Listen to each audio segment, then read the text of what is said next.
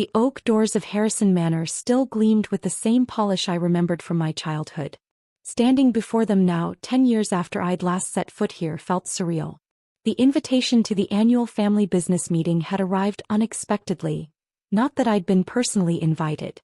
My stepsister Amanda had accidentally copied my email in the group thread. I straightened my charcoal gray suit, a far cry from the thrift store clothes I'd worn when Victoria, my stepmother, had orchestrated my exodus from the family a decade ago. Back then I was just Alexandra Weber, the unwanted reminder of my father's first marriage. Now, well, they were about to find out who I'd become. The butler's face remained professionally neutral as he opened the door, though I caught the slight widening of his eyes. "Miss Weber," he said, his voice carrying a hint of warmth. At least someone remembered me kindly. The grand foyer hadn't changed, same pretentious artwork, same sweeping staircase, same crystal chandelier that Dad had imported from Venice. Before his death 2 years ago, this house had been his pride and joy. Now it was just another asset in the Harrison family portfolio. Voices drifted from the main conference room, Victoria's artificial laugh, Amanda's shrill complaints, and the deeper tones of the board members who'd helped my father build Harrison Industries into a Fortune 500 company. I checked my watch. Right on time. The conversation stopped as I entered the room. 20 pairs of eyes turned to stare at me, expressions ranging from shock to confusion to, in Victoria's case, pure fury. "What are you doing here?" Victoria stood, her designer dress rustling. At 55, she still maintained the perfect trophy wife appearance that had caught my father's eye 15 years ago. "I received the invitation," I said simply, holding up my phone. Amanda, my stepsister, flushed. "That was a mistake. I didn't mean to dash." "This is a private meeting," Victoria cut in, her perfectly painted lips curling into a familiar smirk. "For real family members only." The words stung, just as they had when I was 18 and she'd used them to justify cutting me out of my father's life. But this time I didn't flinch. "As a shareholder I began." Victoria laughed, the sound like breaking glass. "Shareholder? Your father made sure you didn't get a single share. Don't embarrass yourself, Alexandra." She strode to the door, holding it open. "This is for real family members only," she repeated, louder this time, making sure everyone could hear. "Not charity cases my husband felt obligated to house." I stood my ground, even as the board members shifted uncomfortably in their seats. They remembered me as the quiet teenager who'd fled in tears 10 years ago. They were about to meet someone very different. "Mr. Patterson will be here shortly," I said, naming the family's longtime lawyer. Victoria's smirk widened. "Gerald? He's on vacation in the Maldives." "Nice try, though." As if on cue, the door behind me opened. Gerald Patterson walked in, his usual leather briefcase in hand, looking decidedly not on vacation. "Mrs. Harrison," he nodded to Victoria. "I apologize for any confusion, but Miss Weber is correct. We have urgent business to discuss." Victoria's smirk faltered. "What is this about?" "Perhaps everyone should take their seats," Gerald suggested, pulling out documents from his briefcase. "This concerns the true ownership of Harrison Industries." The room rustled with whispers. Victoria's face darkened as she closed the door, no longer trying to force me out. "What do you mean, true ownership?" Amanda demanded. "Mom owns 40% and I own 30%. The board splits the rest." Gerald adjusted his glasses, looking at me. "Miss Weber, would you like to explain, or shall I?" I smiled, thinking of the past 10 years, the quiet research, the careful planning, the secrets I'd uncovered in my father's private files. "Please," I gestured to Gerald. "Tell them everything." Victoria sank into her chair as Gerald opened the first folder.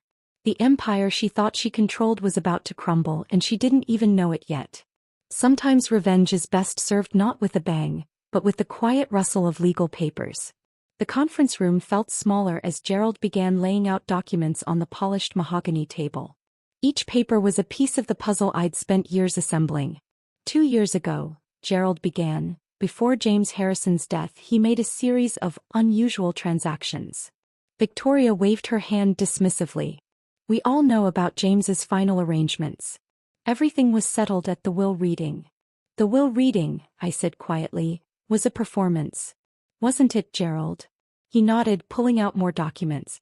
"What you attended, Mrs. Harrison, was the reading of a preliminary will. The real documents were held in escrow, to be revealed under specific conditions. Amanda stood up, her designer heels clicking on the hardwood floor. This is ridiculous. Daddy left everything clear, 40% to Mom, 30% to me, and the rest split among the board. That distribution, Gerald continued as if she hadn't spoken, was a smokescreen. Mr. Harrison had been planning something else entirely for years. I watched Victoria's face carefully. The first flicker of real fear crossed her features. James created a holding company, Gerald explained, passing out copies of incorporation documents. Phoenix Holdings, established 15 years ago, shortly after his marriage to Mrs. Harrison. The date hit Victoria like a physical blow.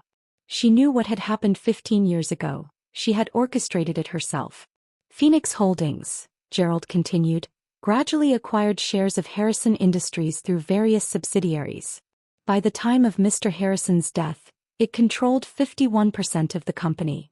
The board members leaned forward, papers rustling as they examined the documents. And who, Victoria asked, her voice trembling slightly, owns Phoenix Holdings? Gerald looked at me. This was my moment. I do, I said simply. Dad signed over complete ownership to me on my 18th birthday, the same day you convinced him to kick me out. The silence in the room was deafening. That's impossible, Amanda sputtered. Daddy would never dash. Your father, I cut in, wasn't the fool you thought he was. He saw everything, the manipulation, the lies, the way his new wife isolated him from his only child. I pulled out my own document, a letter in my father's handwriting. He wrote this the day he signed over Phoenix Holdings. Would you like me to read it? Victoria's face had gone pale. She remembered that day too well, how she'd convinced my father I was unstable, ungrateful, a threat to the family's reputation. How she'd changed the locks while I was at school. How she'd had security escort me out when I tried to explain. My dearest Alexandra, I read from the letter. By the time you read this, I'll be gone. I was a coward when you needed me most. I let them push you away because it was easier than standing up to Victoria. This is my attempt at making things right.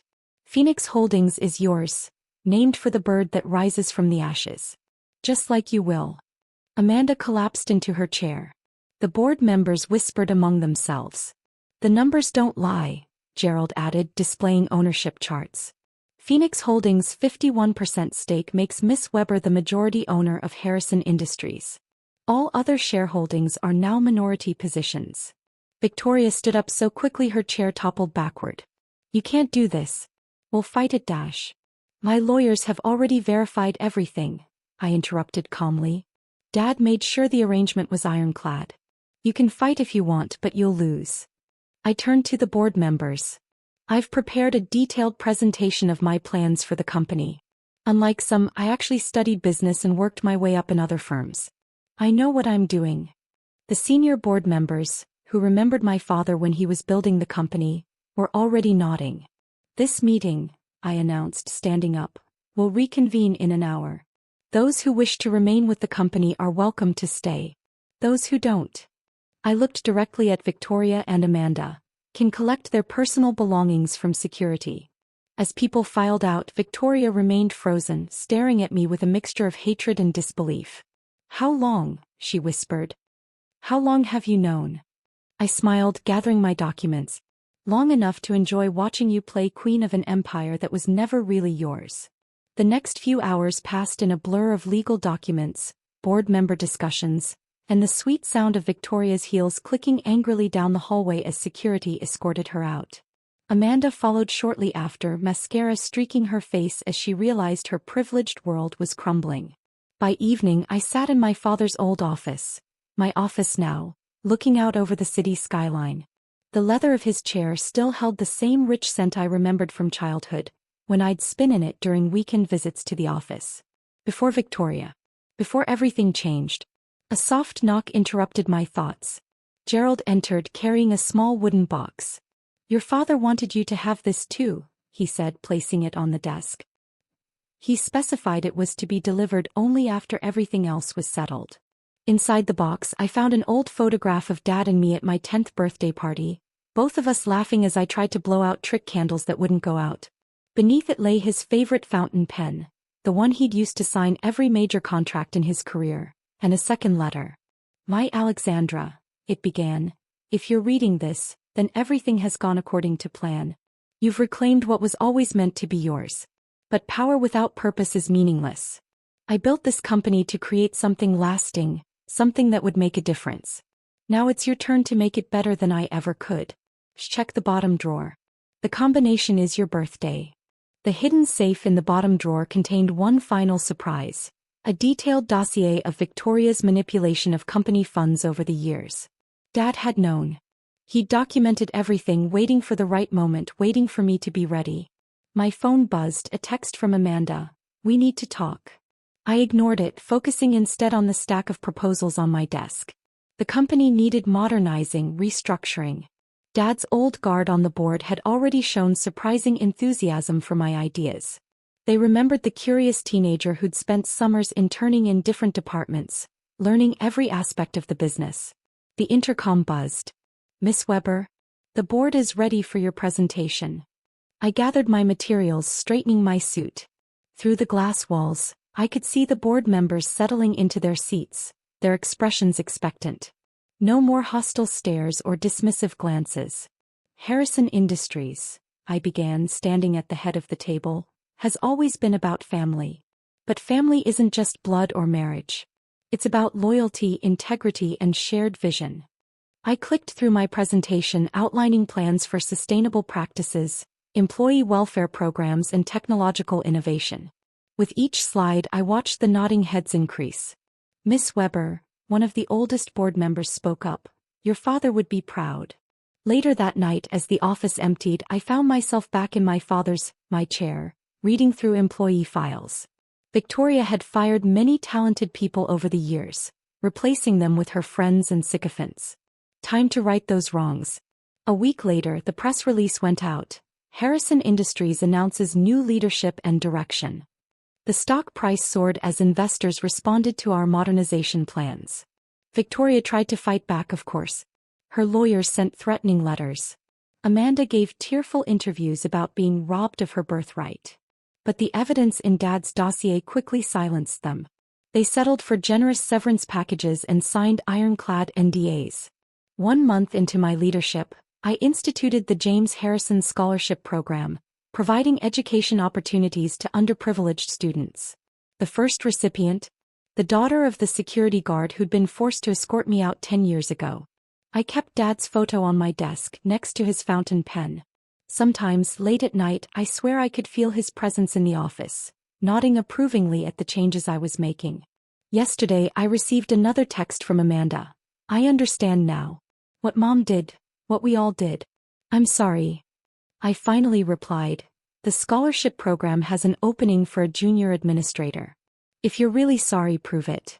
The company's slogan under Victoria had been Harrison Industries, a legacy of power.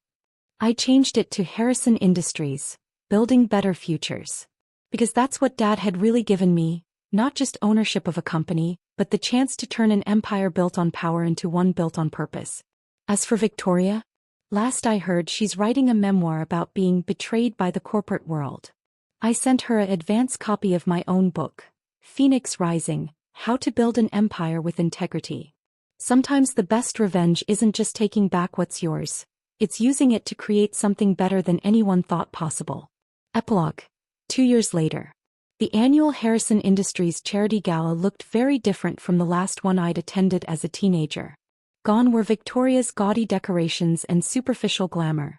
Instead, the grand ballroom showcased the achievements of our scholarship recipients and community initiatives.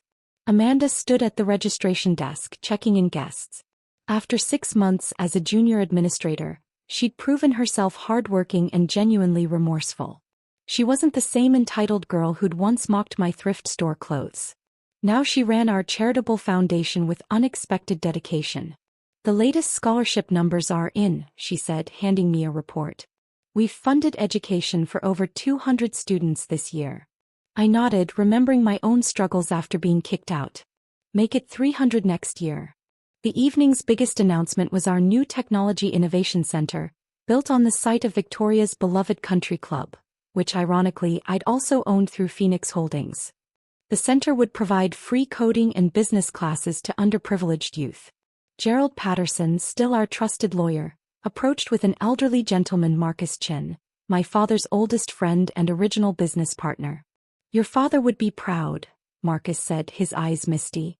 Not just of the business success, but of how you've transformed the company's soul. He wasn't wrong. Harrison Industries had changed dramatically. Our employee satisfaction rates were at an all-time high. The toxic corporate culture Victoria had cultivated was replaced with transparency and merit-based advancement. Even our stock price had doubled, proving that ethical business could also be profitable business. Victoria's memoir had flopped spectacularly, especially after journalists discovered the discrepancies in her story. She'd eventually moved to Europe, her social media carefully curated to maintain the illusion of wealth and influence. But those who knew knew. Last month I received a package from her dad's old golf clubs with a note. These belonged to James. I thought they should return home. Perhaps even Victoria was capable of change in small ways. The most surprising change came from the old board members. Those who'd stayed had become enthusiastic supporters of our new direction. Your father built an empire, one told me, but you've built a legacy. In my father's old office, now my office, I kept a wall of memories. The original Phoenix Holdings documents, the photo from my 10th birthday, his fountain pen, which I used to sign every major initiative, and a new edition, a magazine cover featuring Harrison Industries as Company of the Year with the headline, The Phoenix Effect, How Alexandra Weber Transformed a Corporate Giant. But my favorite edition was a small plaque on my desk with Dad's words from his letter. Power without purpose is meaningless. Every morning it reminded me why we were really here. Amanda knocked on my door one evening as I was reviewing quarterly reports. Found this in the old storage room, she said, holding a dusty photo album. Inside were pictures of Dad and me at company picnics, board meetings, and office parties. Before Victoria had erased all traces of my existence. The last photo showed me at 17 sitting in Dad's office chair, pretending to be CEO. Not pretending anymore. Yesterday I received an application for our scholarship program. The applicant? Victoria's niece, who wrote about wanting to break free from her family's toxic legacy and make her own way. I approved it personally. Because that's what Phoenix Holdings was really about, rising from the ashes, yes, but also helping others rise too. Dad's empire had been built on power. Victoria's reign had been built on fear. But my legacy? It would be built on something stronger than both, purpose. And that was worth more than 51% of any company.